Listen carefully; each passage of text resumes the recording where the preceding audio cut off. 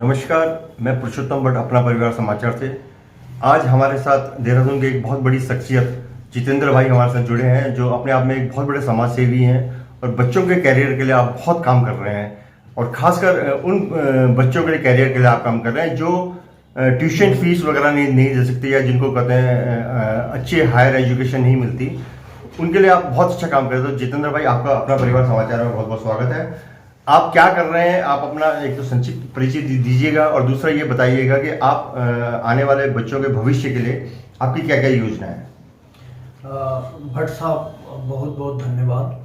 मैं बताना चाहूँगा कि 2015 से हमने कुछ अपने साथ के बैंकर्स के साथ मिलकर एक संगठन बनाया, जिसमें हमने ये डिसाइड किया कि जो बच्चे अब आना चाह रहे हैं प्रतियोगी परीक्षाओं के थ्रू बैंक या एसएससी या रेलवेज या उत्तराखंड एग्जाम्स में, हम उनकी हेल्प करेंगे।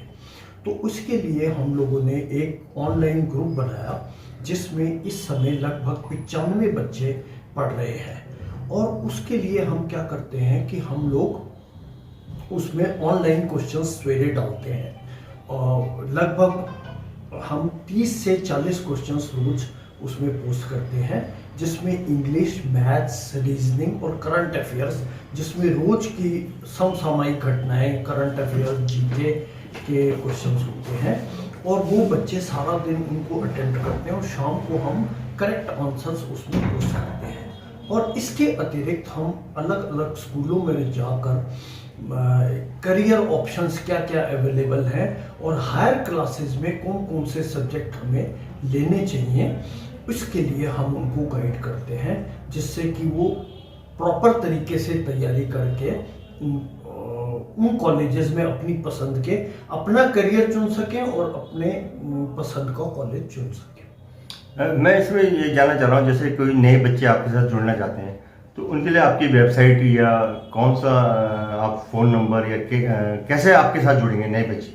हाँ, हम लोग समय समय पर व्हाट्सएप के थ्रू, फेसबुक के थ्रू और लोकल मीडिया के थ्रू, जैसे अब आप, मैं उम्मीद करता हूँ आपका भी ये जो हम आपसे बातचीत कर रहे हैं ये भी एक बहुत लोगों तक जाएगा और हमारा परिचय क्षेत्र और ज़्यादा बढ़ेगा। तो उन लोगों को हम अपना फ़ोन नंबर मैं आपके साथ भी अभी शेयर करूँगा, वो लोग हमारे साथ जुड़ सकते हैं और इस प्रकार हम उनकी हेल्प करें। और मैं आपको आपके माध्यम से सभी स्टूडेंट्स को बताना चाहता हूँ, कैंडिडेट्स को, कि ये बिल्कुल निःशुल्क है। और इसके लिए और भी खुशी की बात ये कि लगभग 56 बच्चे अभी जो हैं अलग अलग विभागों में हमारे द्वारा पढ़ाए गए काम कर रहे हैं।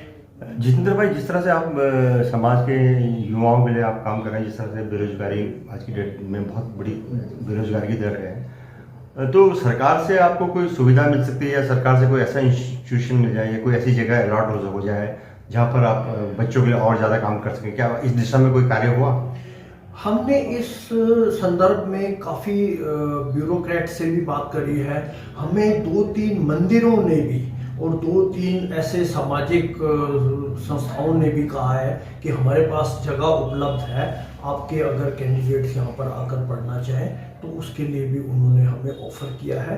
और एक बात मैं आपको और बताना चाहता हूँ कि जब बच्चे रिटर्न एग्ज़ाम क्लियर कर लेते हैं तो हम एक मॉक पैनल भी बनाते हैं, जिसमें वो अनुभवी व्यक्ति बैठते हैं। जैसे मैं आपके सामने बैठता हूँ तो 3-4 लोग ऐसे यूनिवर्सिटी के प्रोफेसर्स या एक्स सीनियर ऑफिसर्स वो बैठते हैं और वो कैंडिडेट्स को एक फील देते हैं कि किस तरह का आपको फेस करना पड़ेगा।